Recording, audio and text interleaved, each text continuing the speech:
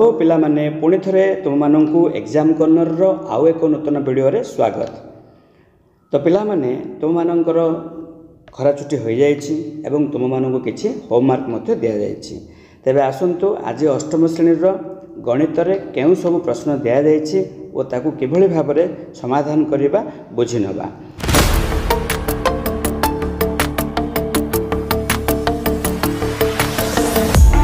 प्रथम प्रश्न थिला तुम चतुर्पार्श्व थिबा ससीम आउ असीम सेट शून्य सेट ए सबूर दुईटी लेखाए उदाहरण लेख। ठीक अच्छे। तो प्रथम आम कौन करवा ससीम और असीम सेट्र संज्ञा लिखिदबा जदिओ सी पचारि नाहांती किंतु आम संज्ञाटी जानिले ही आमर उत्तरटी आम करिपरिबा। जदि कौनसी सेट्र उपादान माननकु गोटी गोटी करी गणिले और गणन प्रक्रियार परिसमाप्ति घटे माने जो सेट्रे थिबा उपादान माननकु आम गणि पारुछंती तेबे उक्त सेटटी एक ससीम सेट अटे अन्यथा उक्त सेट को आम असीम सेट कहबा।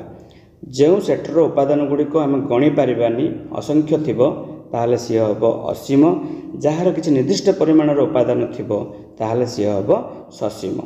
बर्तमान देख ससीम सेट्र उदाहरण इंग्राजी वर्णमालार सेट, सेमती एक अंक विशिष्ट गणन संख्या मानकर सेट, सेमती असीम सेट्र दुईटा उदाहरण दि जाइछि। पिला माने समस्त गणन संख्यार सेट, समस्त जुग्म संख्या मानकर सेट।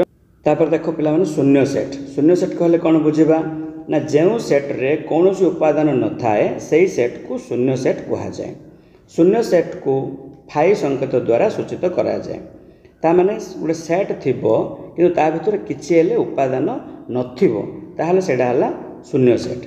जेमिति कि देखो उदाहरण देछि ए गोटे set x such that x not equal x माने से उपादानटी ता सहित समान नुहे।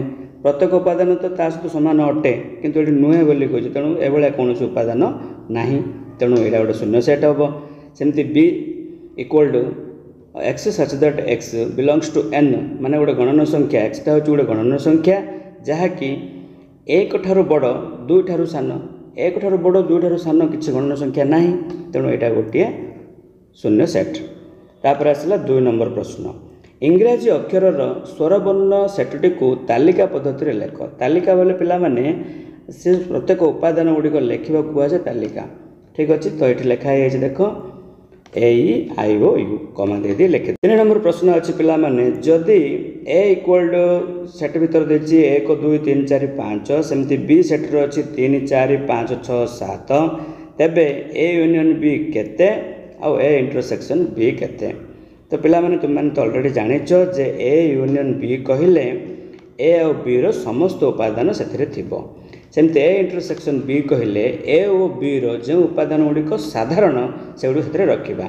तो देखो पिला माने ए यूनियन बी को केमति लिखिली A union B equal to A सेटटा पूरा लिखिदेली यूनियन चिन्ह देली पुणी बी सेटटा पूरा लिखिदेली। बर्तमान A union B equal to कौन पळे आसला ना 1 2 3 4 5 ए सेटर थिला बी सेटर थिला अधिक कौन अच्छी ना 6 7 ए सब जगह लिखिदेली 1 2 3 4 5 6 7 से भली ए इंटरसेक्शन बी एमती लिखा। प्रथम ए सेट इंटरसेक्शन बी सेट है आ भर कमनटा कौड़ा अच्छी ना 3 4 5 तेणु ए इंटरसेक्शन बी रे 3 4 5 लिखिदेली। ठीक अच्छे। परवर्ती प्रश्न जावा भिन्न भिन्न जेकोसी 3टी कोण अंकन करी सेगुड़ी को प्रोट्राक्टर साहाय्य मापी लेख एवं प्रत्येक प्रकार कोण चिन्हट कर। तो पिला माने तुम देखिपार मु ऑलरेडी कोण अंकन कर देछि तुम माने ये 3टा कोण स्केल साहाय्य अंकन करदेव। गोटे है सूक्ष्म कोण ता तले लिखिदेव सूक्ष्म कोण। ठीक अच्छे। सूक्ष्म कोण सेमती एटा होछि हमर कोण स्थूल कोण। ठीक अच्छे। स्थूल कोण सेमती एटा होछि हमर 90 डिग्री तेणुक एटा हला समकोण। एमती चित्र करिवो ता तळे ए भले ना लिखिवो तापर सेगुडिकर परिमाण मापिदेव। एटा निश्चित भाव में 90 रु कम आसीबो तुम मापिबो जेते डिग्री आसिला धरिनियो 60 आसिले एटी 60 लिखिदेव।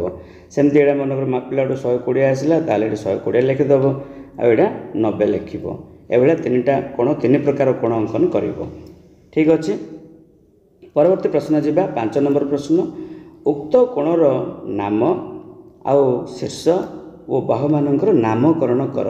जो तीनटा कोण तुम मैंने अंकन कर 4 नंबर प्रश्न रे से प्रश्न से जो कोण गुड़िकर तार नाम लिखा तार शीर्ष बिंदुर नाम लिखा आ बाहुमानंकर नामकरण करवा। देख पुणी आउ थे से भाया 3टा चित्र करदेव करिकी ना देदेव ए बी सी कोण ना कौन है लिखिदेव एंगल ए बी सी। शीर्ष बिंदुर ना कौन हम यहाँ हूँ शीर्ष बिंदुटा ठीक अच्छे शीर्ष बिंदु बी सेमती ये ना देदेवा एक्स वाई जेड सेमती आर एंगल नाटा कौन हम एंगल एक्स वाई जेड।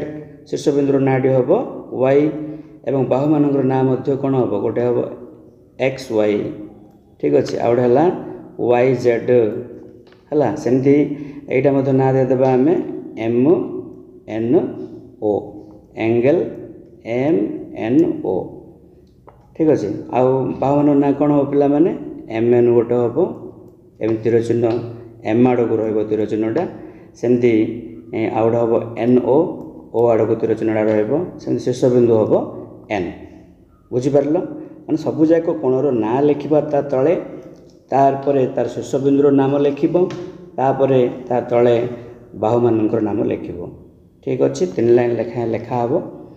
तापर परवर्ती प्रश्न जावा 2टी सूता खंड नहीं अठा साहाय्य एपरि संयोग कर जेपरि सेमाने परस्पर को छेद करेंगे छेद होला परे समुदाय केतोटी कोण सृष्टि है उत्पन्न कोण गुड़ी को नामित कर वो परिमाण मापी लेख। 2टा सूता नब पिला मुझे 2टा सूता एमती नहीं तुम ये पकईदेव एमती अठा साहाय्य लगेदेव लगेदेला तुम देखो जे 4टा कोण सृष्टि हो जाऊँगी ठीक अच्छे ये कोण मानकर ना तुम्हें दब देवाई कही।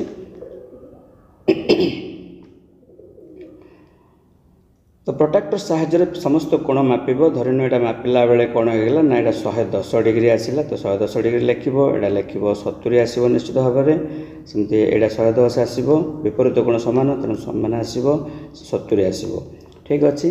तापर कौन कर केतटा कोण सृष्टि है लिखब जो एठारे 4टी कोण सृष्टि है उत्पन्न कोण गुड़िकर नामित कर ना देदेव मनकर गोटे नहीं गला आम ए बी बाहु आ गए नहीं गले सी डी बाहु नहीं गले ठीक अच्छे जो छेद है से आम ओ बोली भाविले ताहले कौन कौन कोण सृष्टि है ना angle A O D angle D O B angle B O C angle C O A भाया 4टा कोण सृष्टि है।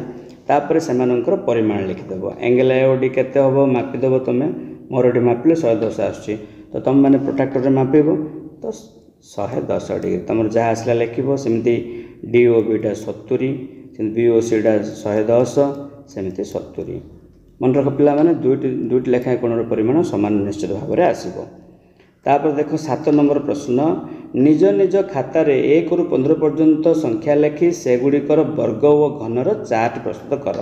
एथिपाई आमको ये गोटे सुंदर टेबुलटे बनवा पड़ो जो थी कि 3टा कलम थी संख्या वर्ग आ घन ये 1 ଠୁ 15 पर्यंत संख्या लिखिदेव तापर वर्ग तार बाहर कर 1 वर्ग केमती बाहर कर 1 वर्ग कहले 1 स्क्वायर केमती हम ना 1 गुणन 1 केते 1 घन कहले 1 गुणन 1 गुणन 1 केते आसुची ना 1 ही आसुची सेमती 2 वर्ग 2 वर्ग 2 दुणे 4 सेमती 3 2 दुणे 4 दुणे 8 सेमती 3 वर्ग कहले 9 3 घन कहले 27 ये भाया टेबुलटी को तुम मैंने देखिकी लिखिपर। तेबे यह थिला तुम मानकर आज गणित होमवर्क उत्तर आशा करुच्ची वीडियोटी निश्चित भाव में तुम मानक भल लगी आदि भल लगी गोटे लाइक कर अन्य सांगसाथी मान सहित शेयर करदेव आदि एपर्यंत आम चैनल को सब्सक्राइब करना ताहले एवं ही सब्सक्राइब कर पाखे बेल आइकन को टिपिदेव। Thank you for watching.